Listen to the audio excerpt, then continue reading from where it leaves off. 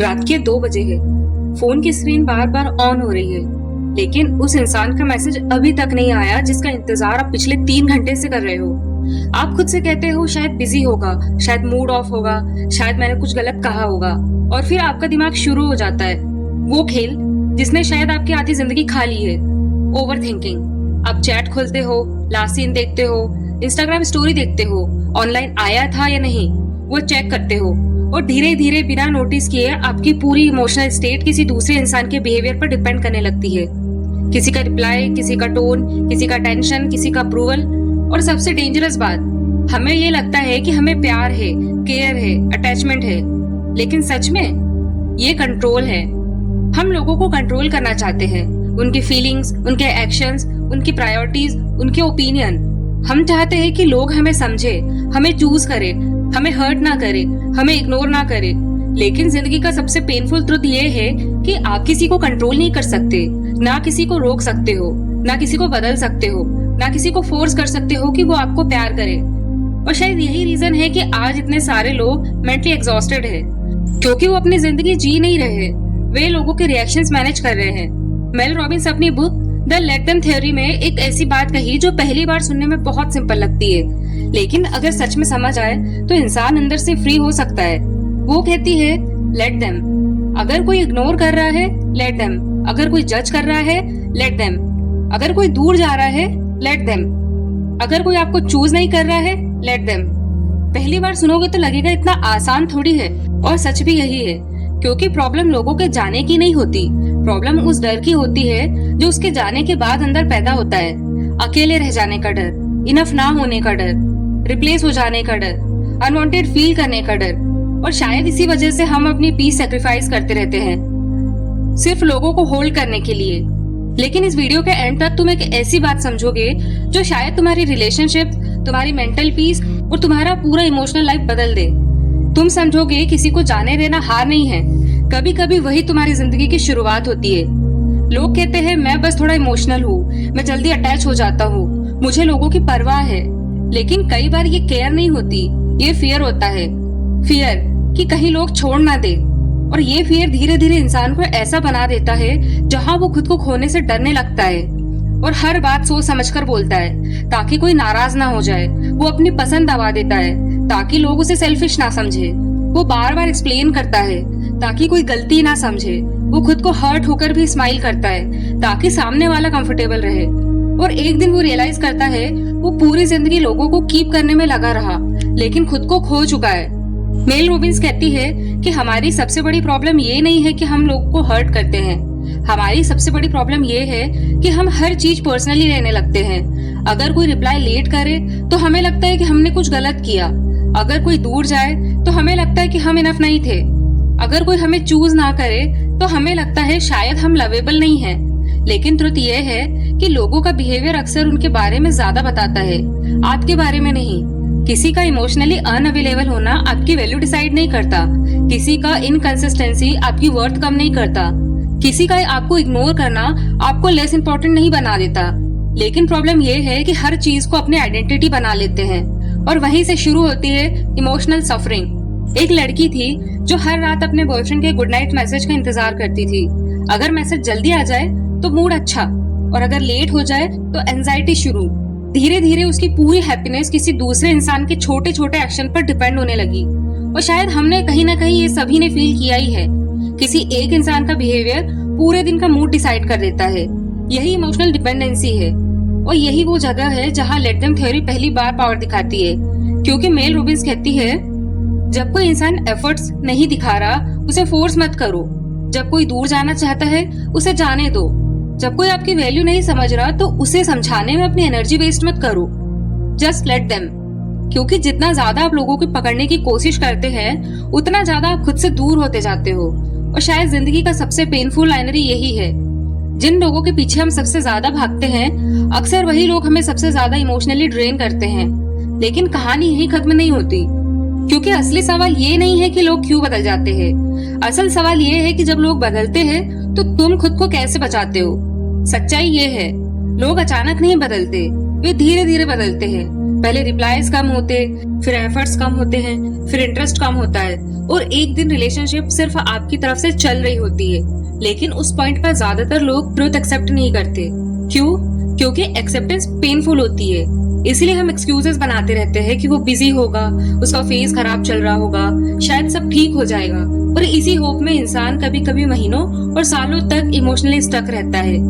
Mail Robbins कहती है कि कई लोग रिलेशनशिप में सिर्फ इसीलिए नहीं रुके रहते क्योंकि वो खुश है, बल्कि वे इसीलिए रुके होते हैं क्योंकि उन्हें अकेले रहने से डर लगता है।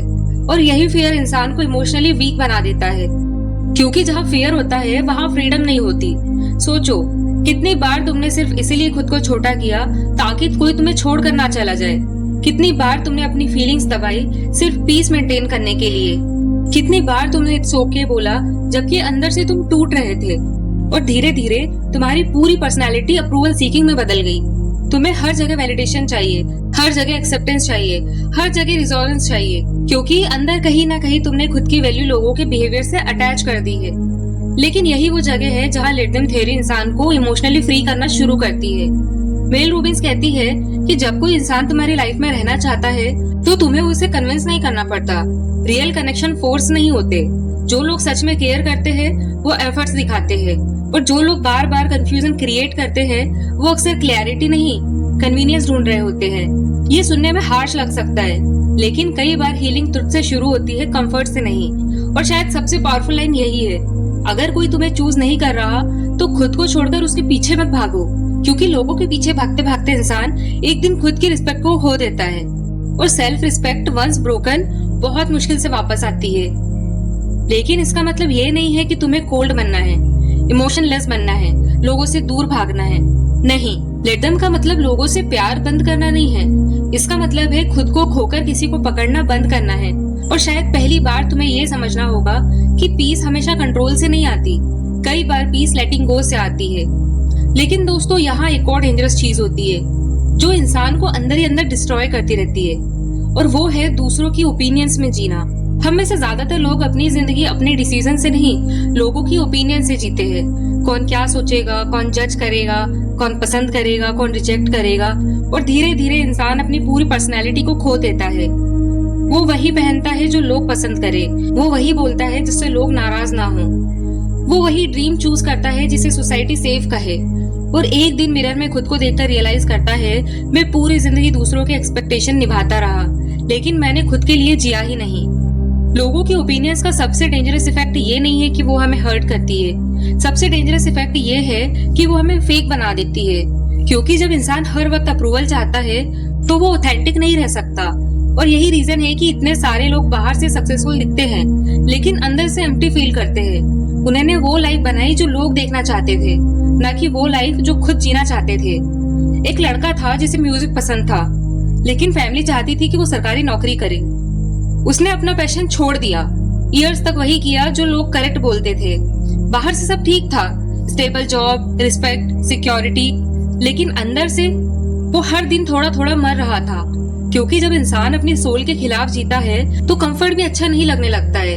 और शायद वही यह वजह है कि लोग इतने मेंटली एग्जॉस्ट होते हैं। वो काम कर रहे हैं जो उन्हें पसंद नहीं, वो रिलेशनशिप में है जहाँ वो हैप्पी नहीं है, वो लोगों के बीच है जहाँ वो खुद नहीं बन सकते, सिर्फ इसीलिए क्योंकि उन्हें डर है कि अगर मैंने खुद को चूज किया तो लोग क्या कहेंगे।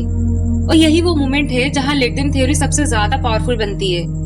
मेल रॉबिन्स कहती है, अगर लोग तुम्हें मिसअंडरस्टैंड करते हैं, लेट देम। अगर लोग जज कर रहे हैं, लेट देम। अगर कोई तुम्हारे ड्रीम्स को स्टूपिड बोल रहे हैं, लेट देम।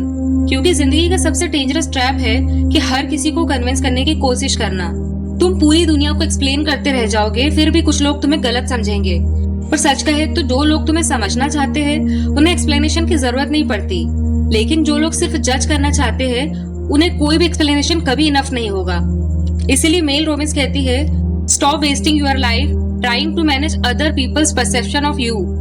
क्योंकि जिस दिन तुमने लोगों के ओपिनियन से फ्रीडम ले ली, उस दिन पहली बार तुम अपनी असल जिंदगी में जीना शुरू करोगे।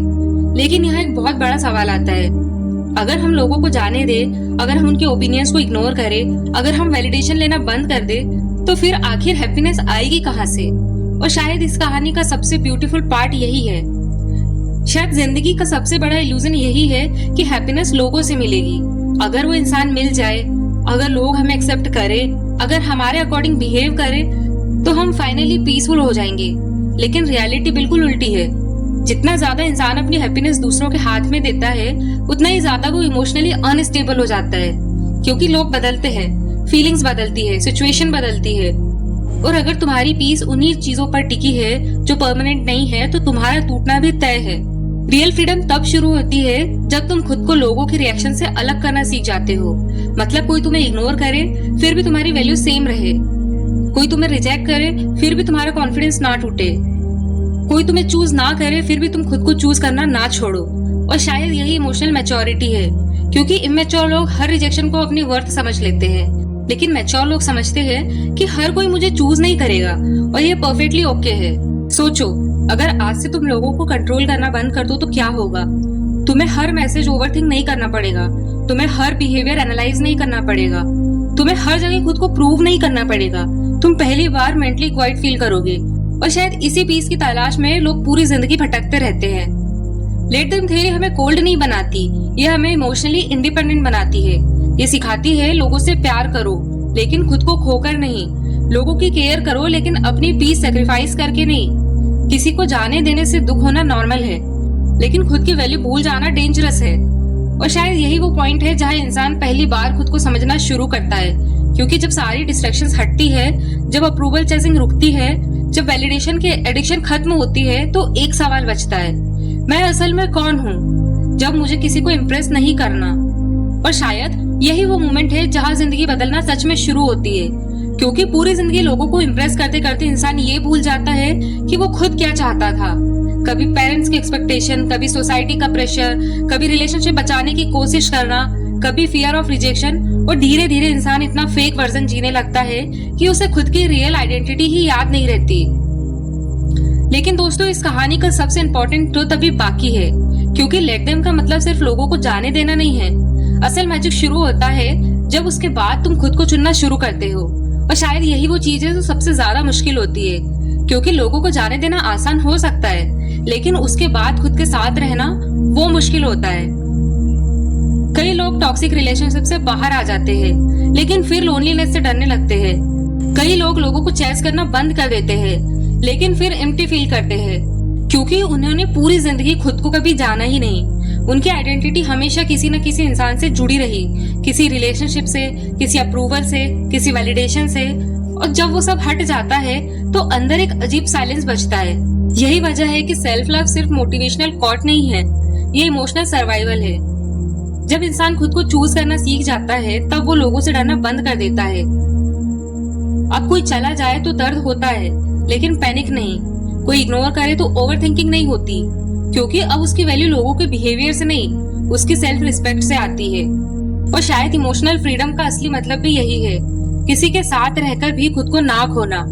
हीलिंग तब शुरू होती है जब इंसान पहली बार खुद से कहता है, अब मैं खुद को हर्ट करके किसी और को कंफर्टेबल नहीं रखूंगा। और शायद यही सेल्फ लव सबसे रियल फॉर्म है।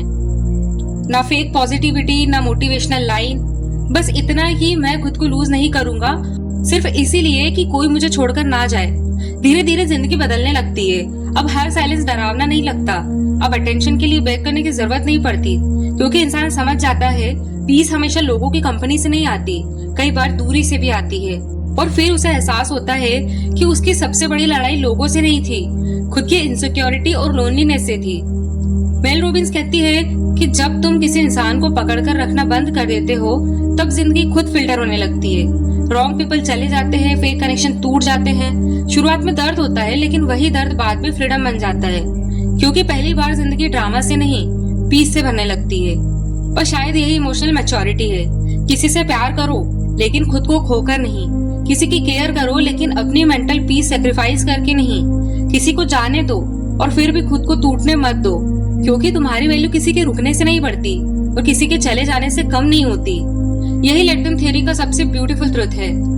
ये तुम्हें लोगों से दूर नहीं करती, बल्कि तुम्हें खुद के करीब लाती है। और शायद इस वीडियो के बाद तुम भी खुद से ये सवाल पूछोगे कि क्या मैं अपनी जिंदगी जी रहा हूँ या सिर्फ लोगों को खुश करने की कोशिश कर रहा हूँ। और याद रखना, जो लोग सच में तुम्हारी जिंदगी में रहना चाहते हैं, उन्हें तुम्हें चेज नहीं करना पड़ता, और जिन्हें जाना है उन्हें तुम रोकते रोकते सिर्फ खुद को खो दोगे। So let them misunderstand you, Let them leave, let them judge, let them ignore. But this time, don't let yourself go. और अगर ऐसी ही deep motivational cinematic book summaries आपको पसंद है तो चैनल किताब समरी को सब्सक्राइब जरूर कर लो। यहाँ सिर्फ बुक एक्सप्लेन नहीं होती, यहाँ उन इमोशंस की बात होती है जिनसे हर इंसान साइलेंटली गुजर रहा होता है। तो मिलते हैं अगली वीडियो में एक नई बुक समरी के साथ।